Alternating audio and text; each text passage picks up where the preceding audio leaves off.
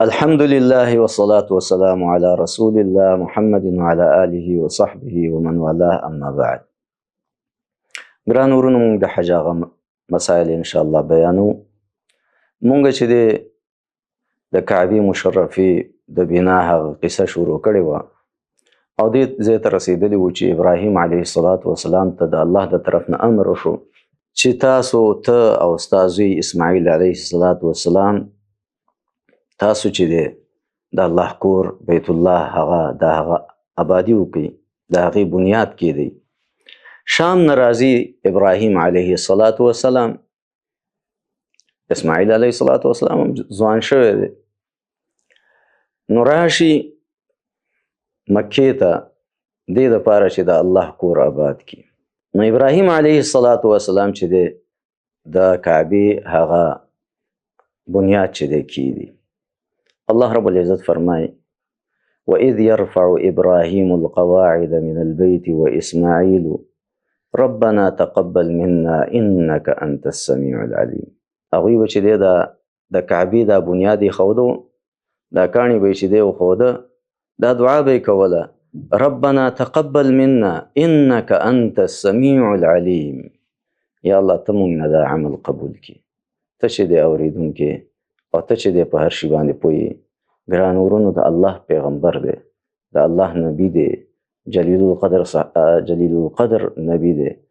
همدغه رنګې د هغې زوی اسماعیل علیه السلام هغه هم د الله نبی دی.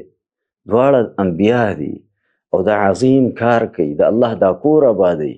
خو لیکن بیا هم الله رب العزت عاجزي کوي، زړه کې کبر او غرور نه راځي چې یاره مونږ څومره غټ عمل روان کړی دی.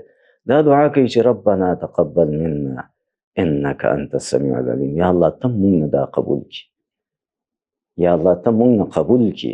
باید چې مونږ هم کله عمل کوو د الله نه د قبولیت امید وساتو، دعا وکړو چې الله ته مونږ نه د عمل قبول کړي.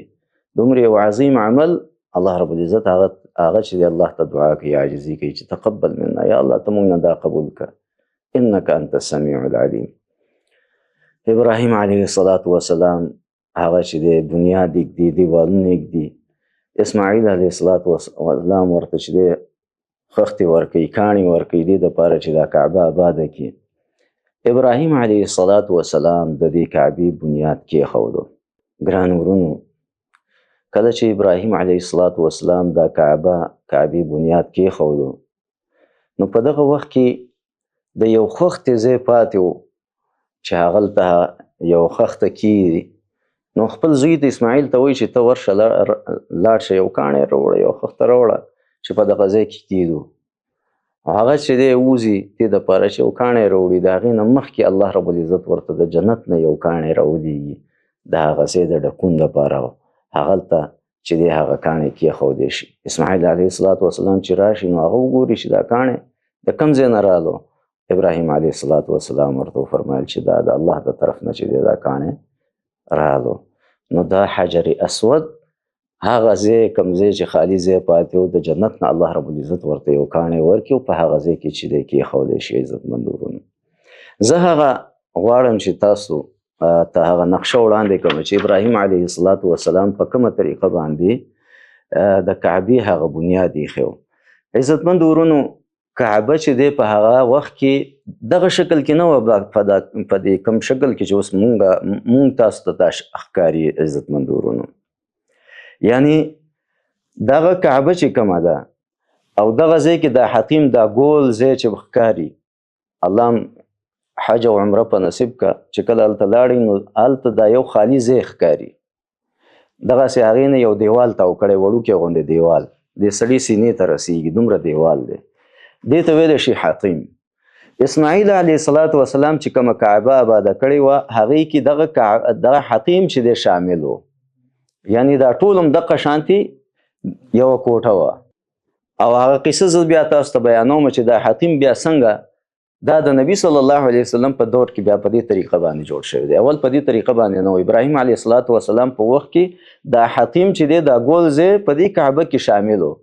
نو دې وجې نه ګران ورونو چې سړی کله حج کوي یا عمره کوي نو باید د هغه حتیم نه بهر چې دی هغه طواف وکړي، ځکه چې دا حتیم د کعبې یو حصه ده. که چېرته ته د دننه نه داسې ورشي نو ستا طواف چې دی ونه شو، ځکه چې تا چې دی د هغه مطاف نیم حصه چې دی طواف وکړو پوره دی نه دی کړی، پوره دا دی دې دیوال نه هغه حاتم نه هاخوا بهر چې سړی تو شي یو چکر، نو د هغې یو چکر چې تمام شي. اما که نیمه کې داسې دې ځي نه ورننوځي او په بل طرف وځي د دې هغه طواف چې دی مکمل نه شو.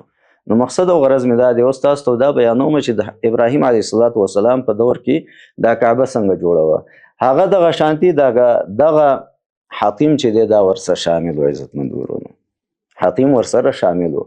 دغه دروازه چې کومه ده دغه دروازې شاته یو بله دروازه وه، خلک به چې دی په دې ځای باندې ورننوته او په هغه ځای باندې هغوی به چې دی وته.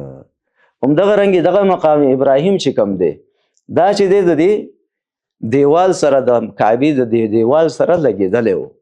دا چې دی وروسته د عمر رضی الله عنه په دور کې دا کاڼی مقام ابراهیم چې دی هغه وروسته کړی شو د رش د وجې نه، هغې چې دی راوړلو په دې ځای کې کېښودو اوس چې په کوم ځای باندې موجود دی. نو عزتمند ورونو نو ما تاسو ته وویل چې د ابراهیم علیه السلام په دور کې دا کعبه څنګه وه، یعنی دا حاتم په هغې کې شامل و، دا حاتم هم په هغې کې شامل و. او د دروازې شاته چې دی یو بله دروازه وه او هغه دروازې شاته نه به چې دی هغه خلک وته. او دغه دروازه چې دی په هغه وخت کې بالکل د ځمکې سره لګېدلې وه. اوس چې دی دروازه اوچته ده، په هغه وخت کې دا دروازه د ځمکې سره لګېدلې وه، دې ځای نه به چې دی خلک ننوته، په هغه بله دروازه به چې دی خلک وته. ښه بیا څه چلو شو چې دا د نبي صلی الله علیه وسلم په دور کې بیا څنګه جوړه شوه. ګران ورونو د نبي صلی الله علیه وسلم د بعثت نه مخکې یعنی پیغمبر شوی نه و، په دغه وخت کې چې دی د قریشو یوه فیصله وکړه چې یاره دا کعبه ورانه شوې ده، په دې کې درزونه پیدا شوي دي او باید چې دا کعبه آباده کړو. خو لیکن دوی ویرېدل چې یاره دا څنګه آباده کړو، که دا مونږ نړو هسې نه چې الله رب العزت په مونږ باندې عذاب راولي، ځکه چې هغوی یعنې څه لږ وخت مخکې هغه عام الفیل هغه واقعه شوې وه چې الله رب العزت هغه خلک تباه کړه، هغه لښکر چې د کعبې د ورانولو دپاره راغلي وو الله رب العزت هغوی تباه کړي وو.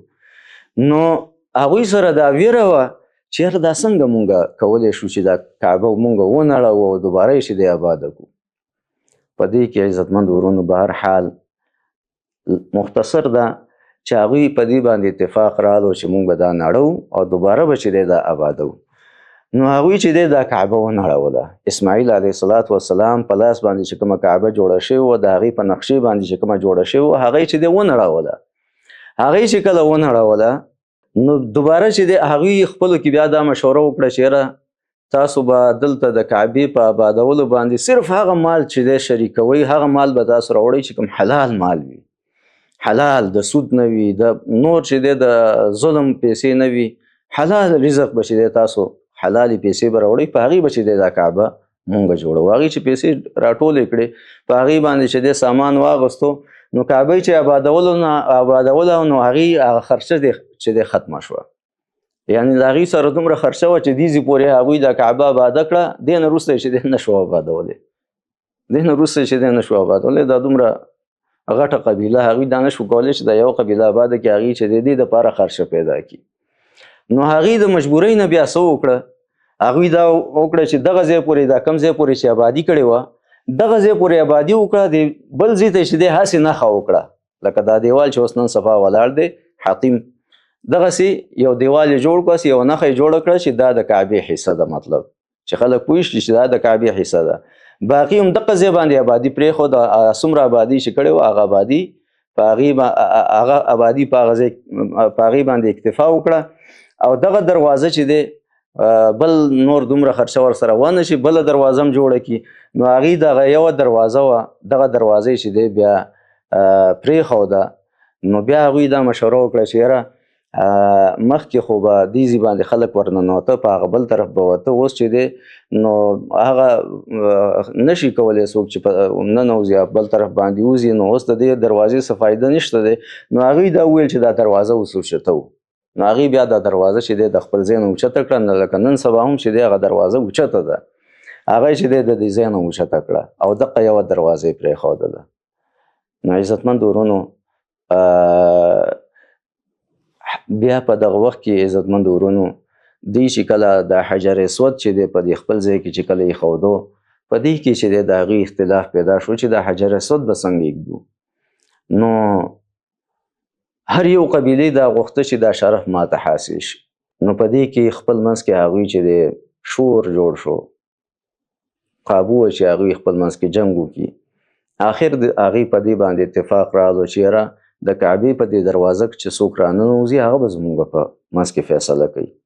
او د الله رب العزت شان و چې هغوی چې دا فیصله وکړه اولنی کس چې په هغه دروازه څوک راننوتو نو هغه محمد صلی الله علیه وسلم د نبوت نه مخکې.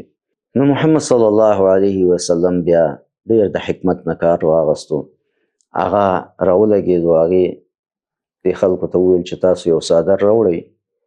هغه څادر کې چې دی د حجر اسود کېښودو او د عربو هر قبیلې ته دا خبره وکړه چې د هر طرف نه تاسو چې دی لاس واچوئ. یو قبیلې د یو طرف نه د یو ګوټ نه هغه څادر ونیولو، بلې قبیلې د بل طرف نه ونیولو، د بلې قبیلې ټول چې دی په هغې کې شامل شو. حجر اسود چې دی اوچت کړو، ټول قبایل خوشحاله شو چې یاره ټول شامل شو په دې کې. د حجر اسود په دې ایښودو کې چې دی د دې په دې شرف کې ټول شریک شو. بیا چې کله هغه حجر اسود چې دی اوچت کړو نو نبي صلی الله علیه وسلم بیا په خپل لاس باندې هغه حجر اسود په هغه ځای کې کېښودو په کوم ځای کې چې نن سبا پروت دی. نو په دغه طریقه باندې عزتمند ورونو دا کعبه چې دی بیا آباده شوه. نبي صلی الله علیه وسلم چې کله په فتح مکه کې نبي صلی الله علیه وسلم کله حج کوو نو نبي صلی الله علیه وسلم دغه ارمان وکړو. نبي صلی الله علیه وسلم عایشې رضی الله عنها ته یې فرمایل چې عایشې که چېرته ستا د قوم نه وی اوس ایمان نه وی راوړی، نه وي مسلمانان نه وی، ما به دا کعبه نړولی وی او بیرته به ما په هغه طریقه آباده کړی وی لکه څنګه چې ابراهیم علیه الصلاة وسلام او اسماعیل علیه الصلاة وسلام آباده کړې وه. خو لیکن نبي صلی الله علیه وسلم دا کار ونه کړو. السلام علیکم ورحمة الله وبرکاته.